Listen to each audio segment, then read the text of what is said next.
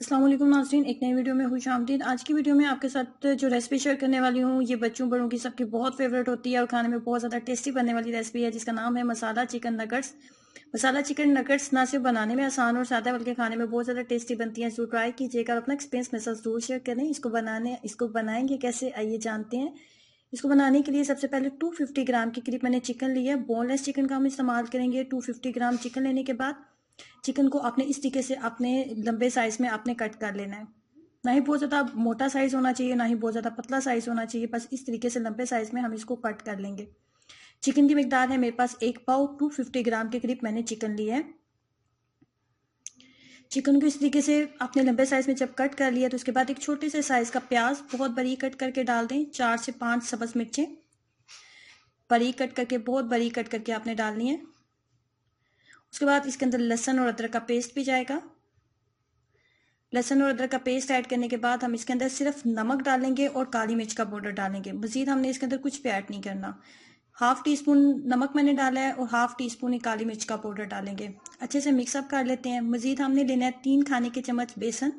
3 खाने के चम्मच बेसन लेने के बाद एक पतला सा मिक्सचर हमने रेडी कर लेना है। जैसे नॉर्मल पकोड़े के लिए मिक्सचर रेडी करते हैं ना, वैसे। ना ही बहुत ज़्यादा पतला होना चाहिए और ना ही बहुत ज़्यादा थिक होना चाहिए। इस तरह मिक्सचर आपने रेडी कर लेना है। मिक्सचर रेडी करने के बाद इसको अच्छे से मिक्सअप कर लेना है। अब यहाँ पे हमने इसको कम से कम जो है 1 घंटे के लिए छोड़ दें। ये करना बहुत ज़रूरी है, वरना जब आप इसको अगर फौरी कुक करने की कोशिश करेंगे तो ये अंदर से कच्चा रह जाएगा और बिल्कुल भी कुक नहीं होगा और इसका आपको अच्छा टेस्ट भी नहीं आएगा।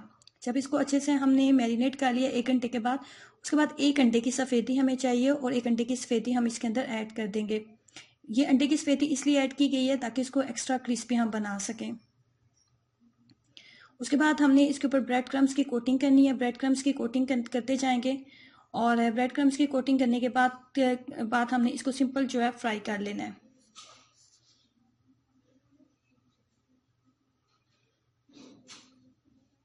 ब्रेड क्रम्स की कोटिंग करने के बाद, सिंपल फ्राई करने के बाद इसके ऊपर जैसे एक मुनासिब सा गोल्डन कलर आएगा तो हम इसको उतार लेंगे।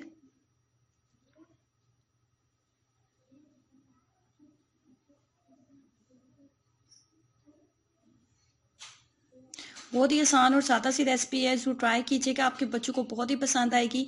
और ब्रेड क्रम्स आप इसको लगा के रख सकते हैं, आप इसको मैरिनेट करके रख सकते हैं। जब भी अचानक से आपके गेस्ट आ जाएं या फिर चाय के साथ कुछ मज़ेदार खाने को दिल करे तो आप इसको ज़रूर ट्राई करें और अपना एक्सपीरियंस मेरे साथ ज़रूर शेयर करें। नीचे दिए गए रेड बटन पर क्लिक ज़रूर करें ताकि आप इस चैनल का हिस्सा बन सकें, इस चैनल को सब्सक्राइब कर सकें। अल्लाह हाफिज़।